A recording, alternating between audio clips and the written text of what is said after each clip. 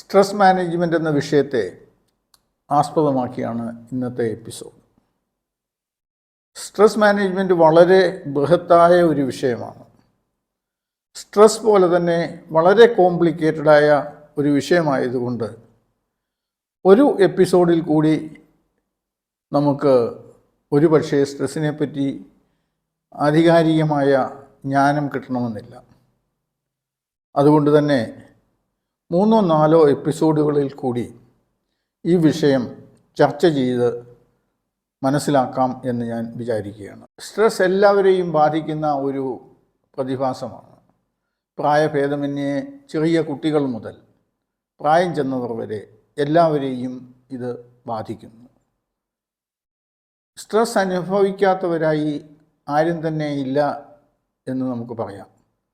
ഗുരുവും ശിഷ്യനും അധ്യാപകനും വിദ്യാർത്ഥിയും പണ്ഡിതനും പാമരനും കുബേരനും കുചേലനും സാധാരണ പൗരന്മാരും ഭരണാധികാരികളും എല്ലാവരും തന്നെ സ്ട്രെസ് അനുഭവിക്കുന്നുണ്ട്. പക്ഷേ അതിൻ്റെ കാഠിന്യം കൂടുതലും കുറവും ആകാമെന്ന് മാത്രം. തുടക്കത്തിൽ സ്ട്രെസ് മനുഷ്യൻ്റെ മനസ്സിനെ മാത്രം ബാധിക്കുന്ന ഒരു വിഷമഘട്ടമാണ്. പിന്നീട് അത് ശരീരത്തിൻ്റെ എല്ലാ ഭാഗങ്ങളെയും പ്രതികൂലമായി ബാധിക്കുന്നു. ചെറിയ കുട്ടികൾ മുതൽ നേരത്തെ സൂചിപ്പിച്ചതുപോലെ വൃദ്ധന്മാർ വരെ ഇത് അനുഭവിക്കുന്നുണ്ട്. ഒരുപക്ഷെ ചെറിയ കുട്ടികൾ കരഞ്ഞ് അവരുടെ സ്ട്രെസ്സ് റിലീസ് ചെയ്യുന്നു. മറ്റുള്ളവർക്ക് അങ്ങനെ പെട്ടെന്ന് സ്ട്രെസ്സ് റിലീസ് ചെയ്യാൻ കഴിഞ്ഞില്ല എന്ന് വന്നേക്കാം. അങ്ങനെ വരുമ്പോഴാണ് പ്രശ്നങ്ങളിൽ നിന്ന് പ്രശ്നങ്ങളിലേക്ക് അത് നീണ്ടുപോകുന്നത്. ചരിത്രകാരന്മാർ മുൻ നൂറ്റാണ്ടുകളെ പല പേരുകൾ പറഞ്ഞ് വിശേഷിപ്പിക്കുന്നുണ്ട്. ഉദാഹരണമായി ജ്ഞാനോദയത്തിൻ്റെ കാലഘട്ടമെന്നും കണ്ടുപിടുത്തങ്ങളുടെ നൂറ്റാണ്ട് എന്നും വിപ്ലവങ്ങളുടെ കാലഘട്ടമെന്നും അഭിവൃദ്ധിയുടെ നൂറ്റാണ്ട് എന്നും ഒക്കെ വിശേഷിപ്പിച്ചാൽ 20-21 നൂറ്റാണ്ടുകളെ നമുക്ക് ഒരുപക്ഷെ സ്ട്രെസ്സിൻ്റെ കാലഘട്ടമായി നമുക്ക് പരിഗണിക്കാൻ സാധിക്കും. എന്താണ് ഈ സ്ട്രെസ്? ഒരുതരം പെയിൻ, ടെൻഷൻ, പിരിമുറുക്കം, മാനസിക സംഘർഷം എന്നൊക്കെ നമുക്ക് വിശേഷിപ്പിക്കാം. ചിലർ പറയുന്നതായി നാം കേട്ടിട്ടുണ്ട്, ഇന്നൊരു മൂഡില്ല, ഒരു വിഷമം പോലെ, ഉന്മേഷമില്ലായ്മ, ഒരു ജോലിയും ചെയ്യാൻ കഴിയുന്നില്ല, അവസാന നിമിഷത്തിലേക്ക് എല്ലാ ജോലികളും മാറ്റിവെക്കുക, ആഹാരത്തോട് ഒരു വിമുഖത തോന്നുക, അശ്രദ്ധമായി പെരുമാറുക, ദേഷ്യം, ഇൻടോളറൻസ്, ഇറിറ്റബിലിറ്റി, വിഷാദ രോഗത്തിലേക്ക് മാറുന്ന ഒരു സാഹചര്യം, ഇതൊക്കെ സ്ട്രെസ്സിനെ സൂചിപ്പിക്കുന്ന ഘടകങ്ങളാണ്. സ്ട്രെസ് സിറ്റുവേഷൻസ് എന്തൊക്കെയാണെന്ന് നമുക്ക് പരിശോധിക്കാം.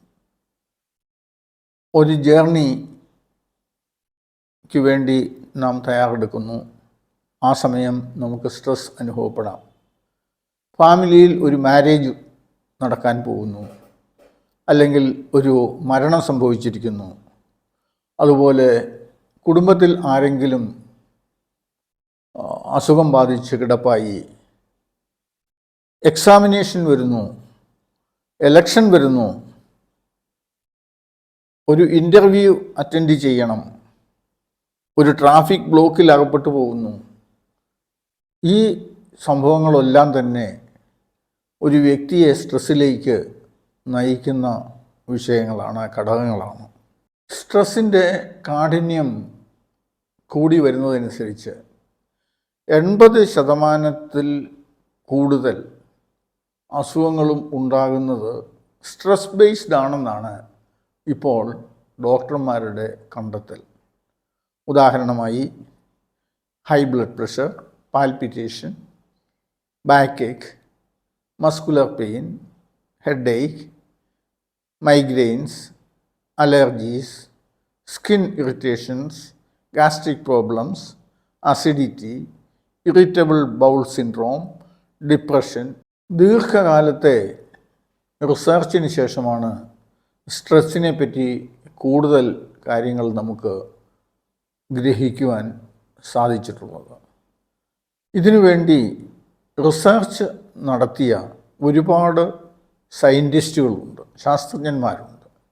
അവരിൽ ചിലരുടെ പേര് ഞാനിവിടെ പ്രതിപാദിക്കാൻ ആഗ്രഹിക്കുകയാണ്.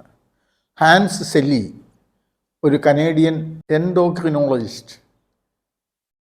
Holmes Rahe, American scientist. Lazarus, American psychologist. Albert Ellis, American psychologist. Friedman and Rosenman, American cardiologist. Richard Bandler and John Grinder, American NLP scientist. സ്ട്രെസ്സിനെ പറ്റി റിസർച്ച് നടത്തിയിട്ടുള്ള ഒരുപാട് ശാസ്ത്രജ്ഞന്മാരിൽ ചുരുക്കം ചിലരുടെ പേര് മാത്രമാണ് ഞാനിവിടെ പറഞ്ഞിട്ടുള്ളത്. അങ്ങനെ അനേകായിരം ശാസ്ത്രജ്ഞന്മാർ വളരെ നാളത്തെ പരിശ്രമത്തിലൂടെ, റിസർച്ചിലൂടെ അവരുടെ ബുക്കുകൾ പബ്ലിഷ് ചെയ്യുകയും ലോകമെമ്പാടുമുള്ള ജനങ്ങൾക്ക് വേണ്ടി അവ പ്രസിദ്ധീകരിക്കുകയും ഉണ്ടായി. ടെൻഷൻ പല രീതിയിൽ നമുക്ക് എക്സ്പ്രസ് ചെയ്യാം.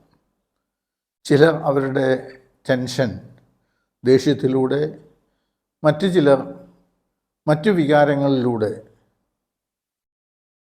ചിലർ ഒരു മരണമുണ്ടായിക്കഴിഞ്ഞാൽ നിലത്ത് വീണ് കിടന്ന് കരയുന്ന സീനുകൾ പോലും ഉണ്ടാക്കുന്ന മുതിർന്നവരെ വരെ നമുക്ക് സമൂഹത്തിൽ കാണാൻ സാധിക്കും. നേരത്തെ ഞാൻ സൂചിപ്പിച്ചതുപോലെ സാധാരണ പൗരന്മാർ മുതൽ രാഷ്ട്രത്തലവന്മാർ വരെ സ്ട്രെസ്സിൻ്റെ വിഷമതകൾ അനുഭവിക്കുന്നുണ്ട്. ഒരിക്കൽ അമേരിക്കൻ പ്രസിഡൻ്റായിരുന്ന ഏബ്രഹാം ലിങ്കൺ ഇരുന്ന് അദ്ദേഹം പേപ്പറിൽ കുറിച്ച വാചകങ്ങൾ ഇങ്ങനെയാണ്: I am now the most miserable man living. If what I feel were equally distributed to the whole human family, there would be not even one cheerful face on earth. I must die or be better. അദ്ദേഹം പറഞ്ഞതിങ്ങനെയാണ്: ഞാൻ ഒരുപാട് വിഷമങ്ങൾ ഇപ്പോൾ അനുഭവിക്കുന്നു. ഇപ്പോൾ ഞാൻ അനുഭവിക്കുന്ന ആ വിഷമങ്ങൾ ലോകത്തിലെ മറ്റ് ആൾക്കാരിലേക്ക് ഡിസ്ട്രിബ്യൂട്ട് ചെയ്യുകയാണെങ്കിൽ ഒരുപക്ഷെ ഈ ലോകത്തിൽ സന്തോഷവാനായി ആരും തന്നെ കാണുകയില്ല. ഐ മസ്റ്റ് ഡൈ, ഞാനിപ്പോൾ മരിക്കണം, അല്ലെങ്കിൽ എനിക്ക് എൻ്റെ ഇപ്പോഴത്തെ സിറ്റുവേഷൻ ഇമ്പ്രൂവ് ചെയ്ത് ഞാൻ ബെറ്റർ ആകണം എന്നാണ് അദ്ദേഹം പേപ്പറിൽ കുറിച്ചിട്ടത്. സ്ട്രെസ്സിൽ നിന്നും രക്ഷ നേടുന്നതിന് പലരും പല ചെപ്പടി വിദ്യകളും ചെയ്യുന്നതായി നമുക്കറിയാം. അതിലൊന്ന് മനുഷ്യ മദ്യപാനത്തിലേക്കും അതുപോലെ മയക്കുമരുന്ന്, ഇഞ്ചക്ഷൻസ്, ഡ്രഗ്സ് ഇവയിലേക്ക് കടക്കുകയും പിന്നീട് അവരുടെ ഒരു ശീലമായി മാറുകയും ചെയ്യുന്ന അവസ്ഥ നാം സമൂഹത്തിൽ കണ്ടുവരുന്നു. ലിംഗഭേദമന്യേ സ്ത്രീയും പുരുഷനും ഒരുപോലെ ഇതിന് അടിമകളാകുന്ന കാഴ്ചയും നാം കണ്ടുവരുന്നുണ്ട്. കൂടാതെ ഈ കാലഘട്ടത്തിൽ കുട്ടികൾ മുതൽ മുതിർന്നവർ വരെ സ്ട്രെസ്സിൽ നിന്നും രക്ഷ നേടുന്നതിൻ്റെ ഉപാധിയായി മൊബൈൽ ഫോൺ ഉപയോഗിച്ചു വരുന്നു. അങ്ങനെ മൊബൈലിനും അവർ അഡിക്റ്റായിത്തീരുന്നു.